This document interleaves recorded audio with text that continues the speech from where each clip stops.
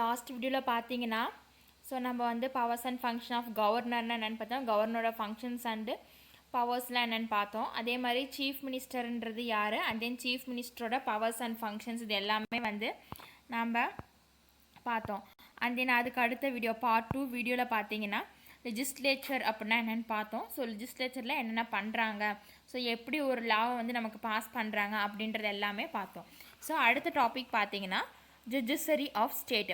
So நம்மளுடைய ஸ்டேட்டில் இருக்கக்கூடிய நீதித்துறை எப்படி இருக்குது அப்படின்றதான் பார்க்க போகிறோம். High court first. ஹைகோர்ட்னா என்ன, உயர் நீதிமன்றம்.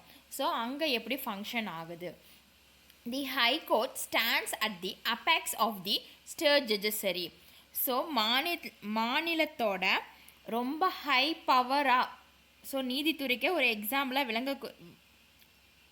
இருக்கக்கூடிய எதுன்னு பார்த்தீங்கன்னா ஹைகோர்ட் தான்.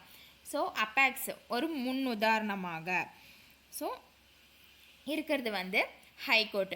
As per the constitution there shall be a high court in each state, but there may be a common high court for 2 or more states and union territories. The state high court consists of a chief justice and such other judges as the president may appoint from time to time if necessary. The number of judges in the high court is not uniform and fixed. The president appoints the chief justice of high court in consultation with the chief justice of India and the governor of the state. So high court தான் வந்து ஒரு ஸ்டேட்டோட முக்கியமான ஒரு நீதித்துறை அப்படின்னு நம்ம சொல்கிறோம். So இந்த ஹைகோர்ட் அப்படிங்கிறது வந்து ஒவ்வொரு ஸ்டேட்டுக்குமே இருக்கும். ஸோ இப்போ இந்தியாவில் பார்த்திங்கன்னா 29 ஸ்டேட்ஸ் இருக்குது. 29 each and every state having a individual high court. So in some cases, so இந்த ஸ்டேட் ரொம்ப சின்னதாக இருக்குது, இதுக்கு ஸ்பெசிஃபிக்காக ஹைகோர்ட் வைக்க முடியாது. யூனியன் டெரிட்டரிஸ்லாம் ரொம்ப சின்ன போர்ஷன் தான், அதுக்கெலாம் ஸ்பெஷலாக ஹைகோர்ட் வைக்க முடியாது. இந்த மாதிரி சுச்சுவேஷனில் ஸோ 2 இல்லைன்னா ஒரு 2 ஆர் மோர் ஸ்டேட்ஸ்க்கு காமனாக ஒரு ஹைகோர்ட் இருக்கும். அதே மாதிரி 2 ஆர் மோர் யூனியன் டெரிட்டரிஸ்க்கு காமனாக ஒரு ஹைகோர்ட்டை அவங்க ஷேர் பண்ணிக்குவாங்க. ஸோ இந்த ஸ்டேட் ஹைகோர்ட்டில் வந்து ஒரு சீஃப் ஜஸ்டிஸ் இருப்பார், அண்ட் தென் அவங்க கூட ஒரு சில ஜட்ஜஸும் இருப்பாங்க. அவங்கள வந்து அந்த டைமில் பிரசிடெண்ட் வந்து அப்பாயிண்ட் பண்ணுறத பேஸ் பண்ணி. ஸோ இந்த ஹைகோர்ட்டில் இருக்கிற ஜட்ஜஸ் பார்த்தீங்கன்னா இவ்வளோதான் அப்படின்னு ஒரு ஃபிக்ஸட் கிடையாது. ஸோ இந்த ஹைகோர்ட்டில் இருக்க ஜட்ஜஸ் வந்து யார் அப்பாயிண்ட் பண்ணுவாங்கன்னு பார்த்தீங்கன்னா பிரசிடெண்ட்டு. யார் கூட டிஸ்கஸ் பண்ணி அப்பாயிண்ட் பண்ணுவாங்கன்னு பார்த்தீங்கன்னா ஹைகோர்ட்டில் இருக்கக்கூடிய சீஃப் ஜஸ்டிஸ்ட்டு and then governor of the state, இவங்க 2 பேர்த்துக்கிட்டையும். ஸோ இந்தியாவோட சீஃப் ஜஸ்டிஸ் அவங்களும் அண்ட் தென் கவர்னர்கிட்டையும் டிஸ்கஸ் பண்ணி ஹைகோர்ட்டில் சீஃப் ஜஸ்டிஸை வந்து அப்பாயிண்ட் பண்ணுவாங்க president. So high court chief justice யார் அப்பாயிண்ட் பண்ணுவாங்கன்னு பார்த்தீங்கன்னா பிரசிடெண்ட்டு. ஸோ அந்த ஜட்ஜை வந்து அப்பாயிண்ட் பண்ணுறதுக்கு யாருக்கிட்ட டிஸ்கஸ் பண்ணுவாங்கன்னு பார்த்தீங்கன்னா இந்தியாவோட சீஃப் ஜட்ஜுக்கிட்டையும் அண்ட் தென் அந்த ஸ்டேட்டோட கவர்னர்கிட்டையும் டிஸ்கஸ் பண்ணி அந்த ஜட்ஜை வந்து அப்பாயிண்ட் பண்ணுவாங்க. Okay. A judge of high court must have the following qualifications.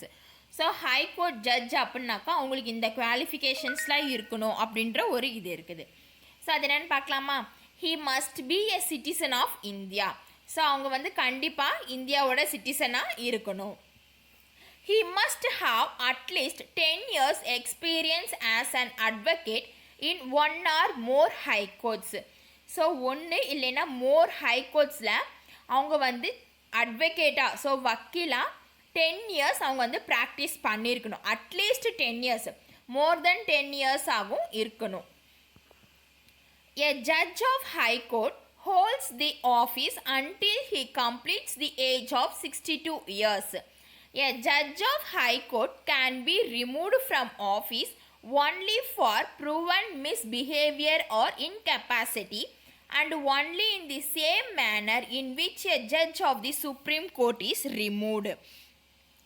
So ஒரு ஹைகோர்ட் ஜட்ஜ் அப்படின்னு வந்து அட்லீஸ்ட் அவங்களோட ஏஜில் 62 இயர்ஸ் கம்ப்ளீட் ஆகிற வரைக்கும் அவர் அந்த பதவியில் இருக்கணும். அண்ட் தென் அவர் வந்து அந்த பதவியிலேருந்து எப்போ அவர் விலக்குவாங்க, ரிமூவ் பண்ணுவாங்க அப்படின்னு பார்த்தீங்கன்னா, அவர் வந்து ஒரு தப்பு பண்ணியிருக்கிறாரு அப்படின்றத கன்ஃபார்மாக நிரூபிக்கப்படும். ஸோ ப்ரூவன், ஸோ இதுக்கு ஆதாரம் இருக்குது அவர் இந்த தப்பு பண்ணியிருக்காரு அப்படின்றத ப்ரூவ் பண்ணாலும், இல்லை அவருக்கு தகுதி இல்லை அப்படின்றத வந்து அவர் ஒத்துக்கிட்டாரோ, இல்லை இதே மாதிரி ஒரு சில விஷயங்கள், so supreme court judge remove பண்ணுறதுக்கு என்னென்ன இது இருக்குதோ அதே கெப்பாசிட்டிஸ் தான் இவருக்கும். ஸோ இந்த சமயத்தில் ஹைகோர்ட் ஜட்ஜ் வந்து டிஸ்மிஸ் பண்ணிடுவாங்க, ரிமூவ் பண்ணிடுவாங்க. And then powers and functions of the high court. ஹைகோர்ட்டோட பவர்ஸ் அண்ட் ஃபங்க்ஷன்ஸ் என்னன்னு பார்க்கலாம். The high court has been empowered to issue writs to habeas corpus, mandamus prohibition, certioria and quo warranto for the enforcement of the fundamental rights and for other purpose. So ஹைகோர்ட்ஸ்க்கு என்னென்ன அடிப்படை உரிமை இருக்குது அப்படின்னு பார்த்தீங்கன்னா, herpes கோப்பஸ் ஆட்கொண்டுறவு. So யாரையாவது ஒருத்தரை கோர்ட்டில் வந்து ப்ரொடியூஸ் பண்ணணும் அப்படின்றத ஹெபஸ் கோப்பஸ். ஸோ இப்போ வந்து ஹெபஸ் கோப்பஸ் போட்டாங்க அப்படின்னாக்கா யார் பேரில் போட்டிருக்காங்களோ அந்த பர்சன் வந்து கண்டிப்பாக கோர்ட்டில் ஆஜராகணும். And then மேடமாஸ் ப்ரோஹிபிட்டேஷன். ஸோ மேடமாஸ் ப்ரோஹிபிட்டேஷன் அப்படின்னாக்கா தகுதி முறை வினவு. ஸோ அவங்களுடைய என்ன ப்ராப்ளம் அப்படின்ட்டு அதுக்கு தகுந்த மாதிரி அவங்க கொஷின் கேட்கணும். அன்னெசரி கொஷின்ஸ் வந்து கேட்கக்கூடாது. அண்ட் தென் தடை உத்தரவு. So criteria. ஸோ இந்த ஒரு குறிப்பிட்ட காலத்துக்கு தடை உத்தரவு. ஸோ இப்போ ஒரு 2 பேர்த்துக்கு காமனாக ஒரு லேண்ட் இருந்துச்சுன்னா அதை யூஸ் பண்ணக்கூடாது, தடை உத்தரவு போடுறாங்கள்ல அந்த மாதிரி. So and then quo warrant, கட்டளை. ஸோ அவங்களுக்கு பிடி வாரண்ட், ஸோ கட்டளையா யூ மஸ்ட் டூ திஸ் அப்படின்ற மாதிரி. ஸோ இதெல்லாமே வந்து ஹைகோர்ட்டில் இருக்கக்கூடிய basic rights. Every high court has a general power of superintendence over all the lower courts and tribunals within its jurisdiction except military courts and tribunals. So ஒவ்வொரு ஹைகோர்ட்டுக்குமே அவங்களோட அதிகார எல்லைக்கு உட்பட்ட இராணுவ நீதிமன்றம் அந்த தீர்ப்பயங்கள் இது இல்லாமல் மற்ற எல்லா நீதிமன்றமும் அவங்களுடைய கண்ட்ரோல் கீழே தான் வரும். ஸோ மிலிட்ரி கோர்ட்ஸும் ட்ரிபுனல்ஸும் வந்து இப்போ வந்து ஒரு தமிழ்நாட்டோட ஹைகோர்ட் இருக்குது அப்படின்னாக்கா, தமிழ்நாட்டோட ஹைகோர்ட்டில் வந்து இருக்குது. அந்த ஹைகோர்ட்டுக்கு வந்து தமிழ்நாட்டில் இருக்கக்கூடிய எல்லா கோர்ட்ஸ்லேயும் பவர் இருக்குது. எல்லா கோர்ட்ஸும் வந்து ஹைகோர்ட்டுக்கு கீழே தான் இருக்கணும். அட் த சேம் டைம் தமிழ்நாட்டில் இருக்கக்கூடிய மிலிட்ரி கோர்ட்ஸ்க்கும் ட்ரிபுனல்ஸ்க்கும் அது அப்ளையபிள் கிடையாது. ஸோ மிலிட்ரி கோர்ட்ஸு ட்ரிபுனல்ஸும் இண்டிவிஜுவலாக ஃபங்க்ஷன் ஆகும். If a case is pending before a subordinate court and the High Court is satisfied that it involves a substantial question of the constitutional law, it can take up the case and decide it itself. So suppose ஒரு case வந்து ஒரு subordinate கோர்ட்டில் வந்து பெண்டிங்கில் இருக்குது, at the same time அந்த case வந்து high கோர்ட்டில் வந்து சாட்டிஸ்ஃபேக்ஷனாக இருக்குது அப்படின்னாக்கா அந்த கேஸை வந்து ஹைகோர்ட்டை எடுத்து முடிவு பண்ணி தீர்ப்பு சொல்கிற அதிகாரமும் ஹைகோர்ட்டுக்கு இருக்குது. The high court controls all the subordinate courts in the state. So ஒரு ஸ்டேட்டில் இருக்கக்கூடிய ஹைகோர்ட் வந்து அந்த ஸ்டேட்டில் இருக்கிற எல்லா கோர்ட்ஸையும் பண்ணும். Like the supreme court, the high court also act as a court of record. So supreme கோர்ட்டில் எப்படி அவங்க ரெக்கார்ட்ஸை மெயின்டைன் பண்ணுறாங்களோ அதே மாதிரியே ஹைகோர்ட்லேயும் அந்த ரெக்கார்ட்ஸை வந்து அவங்க மெயின்டைன் பண்ணணும். For the purpose of the judicial administration, each state is divided into a number of districts, each under the jurisdiction of district judge.